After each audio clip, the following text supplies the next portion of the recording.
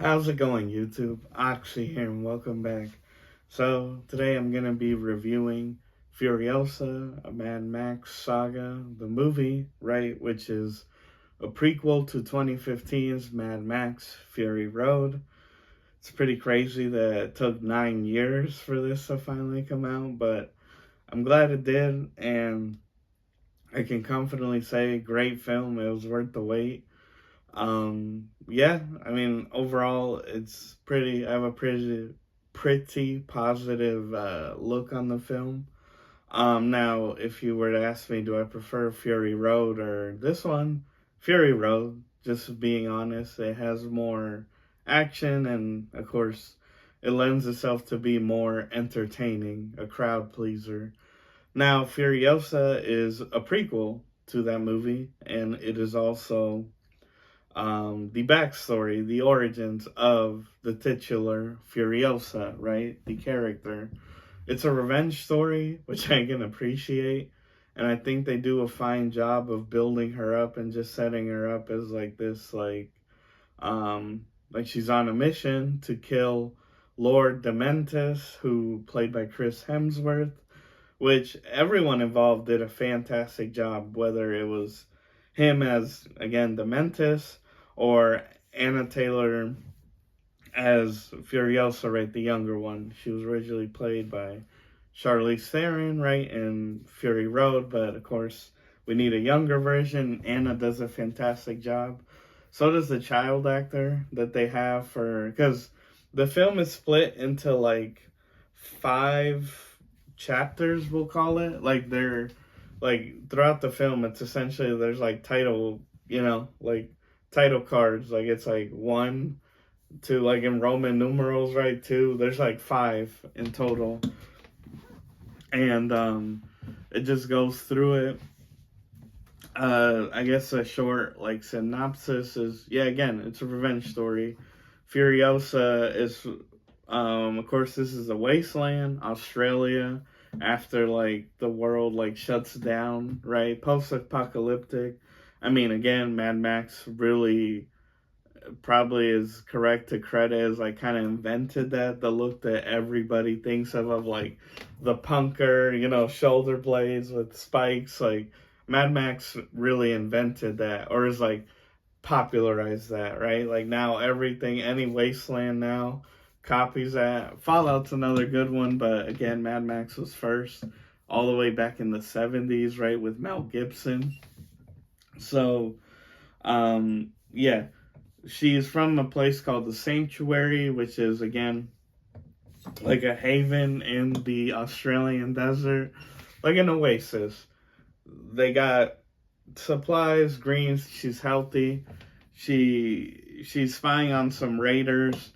She gets kidnapped, who of course are from Lord Dementis's crew, and then they bring her back to him to essentially, what's the word? To lead them back to the sanctuary, because they're like, oh, um, this place has everything, food, water, everything we could need. But of course, that doesn't work out. So she's captured by him. The mother tries to save her, but she's killed. That she's forced to watch, and then it's essentially like she's part of like she's held captive by Dementis, and then they encounter the Morin Joe from the Citadel, which of course, if you watch Fury Road, you see him. Of course, it's a younger version. So then there's this cool, scene of like the two villains meeting, and of course the Dementis trying to capture the Citadel, but it being a heavily guarded fortress, they're discouraged, but somehow he captures Gastown, which is like another right important landmark, and then they come to a truce, or essentially like Dementis is now in charge of Gastown, so he exploits him. And then there's also the Bullet Farm, which are called fortresses, right? Like the Citadel, Gastown, the Bullet Farm, all major landmarks in the wasteland, right? Of like Yeah, for fuel, for resupply, and excuse me. Um, Furiosa, the Immortan Joe essentially keeps her. That's part of the deal. Like, where Gastown will, of course, keep supplying them, but then Immortan Joe, they have to provide food and, like, milk, like, like supplies. And, but in that exchange, he keeps Furiosa, which at first it's like he wants to keep her as, like, a potential wife, right? Because his whole thing was he wanted a healthy newborn, like heir, I guess, because his sons are kind of like one of like mutated or messed up. But anyways, Furiosa escapes, and she's still in the Citadel, but she passes off as a boy. She goes mute to cover that, like so her voice isn't like, oh, it's a girl, and she moves up the ranks essentially until she works, or she gets on to ideally what we think is escape or go after Dementis, a war rig who is um, controlled by, his name was Jack. He had a title, started with the P. I don't know what the word was, but I know his name was Jack, who we get that was essentially Furiosa's mentor slash possible love interest. And, he decides to keep her on board. She was a stowaway on the rig, but they get attacked. Anyways, they survive. And he's like, you're good. Like, I could use you on my crew. Most of them get taken out. And the movie essentially, there's a lot of time forwarding. Again, she was like a little girl with Dementis, and then now in the Citadel, she's grown, like, or when Anna takes over, the actress. So there's a lot of like that, of like time skips of her getting older, and it's implied that she's been, of course, she's part of the war rig crew, doing these successful convoys, right, for like fuel, stuff like that, bullet farm, and Dementis demands a meeting between the big warlords, again, Joe himself, and then the guy who runs a bullet farm, because they're all like rulers. But then they're planning on killing Dementis because he's like, well, of course he took over, but also is like running Gastown into the ground.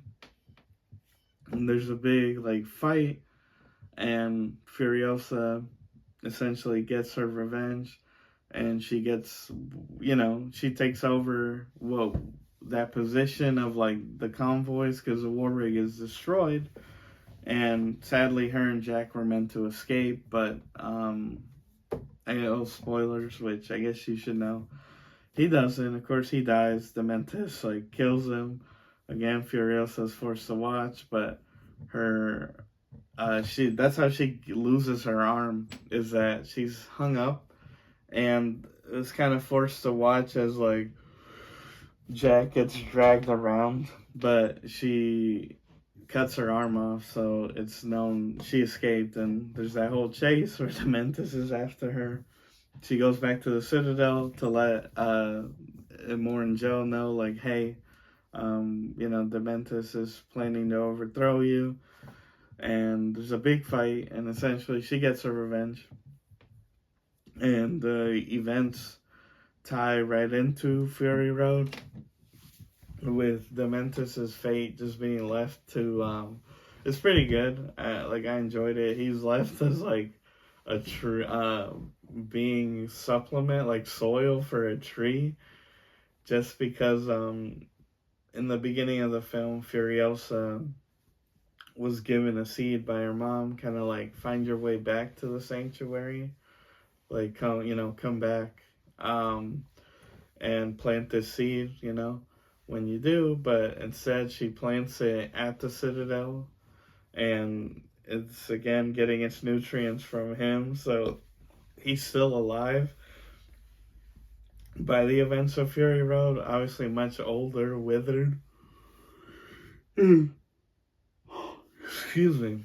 It's pretty interesting that when the tree finally gives fruit, is like Fury Road kicks off, where Furiosa is finally like, I'm gonna escape now, right? Like leave the Citadel, and that's of course when the events of that film happen. But the good, I mean, it's George Miller, so it's shot great. The again practical effects always just a pleasure to see, right? Like there's guys flying and like being suspended in the air, things like that. They're really there. You could tell. Same with the cars driving on the desert. It's like, yes, that's a real car. It's really physically there. And yeah, that's just like practical effects. It's really just a art form that's dying now. CGI just taking the place of everything, but yeah, it's like the believability or the craft. Like it's a shame. It's a shame that Hollywood is like it's leaving or not as popular anymore. But it's good. Again, it's good. Chris Hemsworth and Anna again, they do a fantastic job. I'll give praise to Chris in the sense because he's mainly known for Thor from Marvel, and admittedly, Love and Thunder was my worst film of 2023 whenever it came out, or 2022. I think it was 23.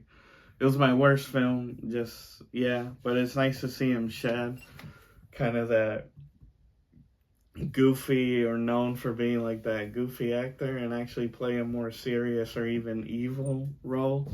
And I think he did a fantastic job in it. So it's good to see him expanding, right, to like other roles.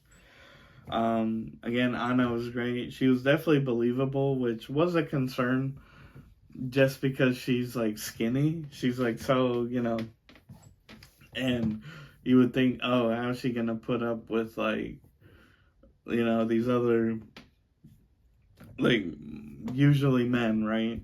But no, she does a great job. I mean, again, a gun really mitigates that. She's a great shot, just like her mother, and it's like it's done well. Like I like it. It was interesting to see the relationship between her and Jack again, who's like her mentor, and we get it that like that's how she took his place, right, as like the war rig, the convoy person. He was a cool character. Of course, definitely has shades of Max himself, who is a cameo in the film. He's because I guess if I'm not mistaken, it's like on her way back to like after the Jack is killed, and she's heading towards the Citadel, or she's like left for not left for dead. She pretty much is stranded. But Max, who we know because of the car, is the one that takes her back to the Citadel. So it's like, yeah, he saved her essentially. So that's interesting that he knew of the Citadel, right? And that also, that he was involved in her life earlier than she thought with the events of Fury Road. And I guess it's interesting dynamic because then we know that he of course is very similar to Jack in her life, like earlier on. So that explains probably her feeling like a trust for him. But again, great film. I mean, can't really think of many complaints. I mean, it is true. Maybe it's not as action packed because Fury Road was essentially a car chase scene the whole way through, right? Like one long car chase, tons of action throughout. Which this one, of course, we have to explain like Furiosa, get to know her, and like her, obviously her hatred for Lord Dementus, and she finally catches up to him. And you have to explore that, otherwise it'd be like, why do a prequel? So naturally, just being the type of film that it is, it won't be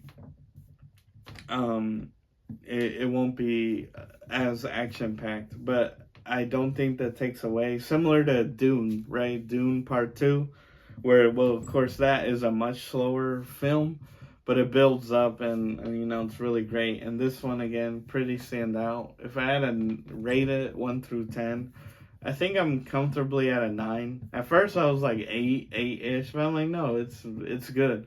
You know, you have to look at it again as like, it's not that type of movie of like action, but I think they do a good job of setting Furiosa up as like, you know, a badass. Like by the end of it, it's pretty great when she commandeers, or like she takes a V8 and is like, essentially when she gets the Mentos, right, and that whole like scene of her toying with them, like it's pretty good. It's pretty well done. Or like how, yeah, she's picking them off one by one because him and his crew split up. They're running because now he's the one being chased.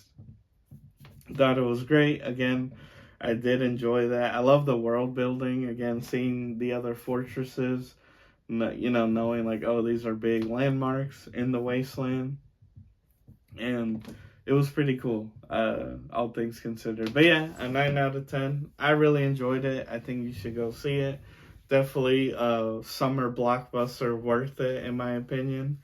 And yeah, let me know what you think. But yeah, guys, those are my thoughts. Overview of Furiosa Mad Max Saga. Let me know if you agree, disagree. We're all open to discussion. And yeah, if you like the type of content, please like, comment, share, subscribe, hit the notification bell, all that good jazz. But as always, everyone, I've been your host, Oxy. Take care, and I'll see you next time.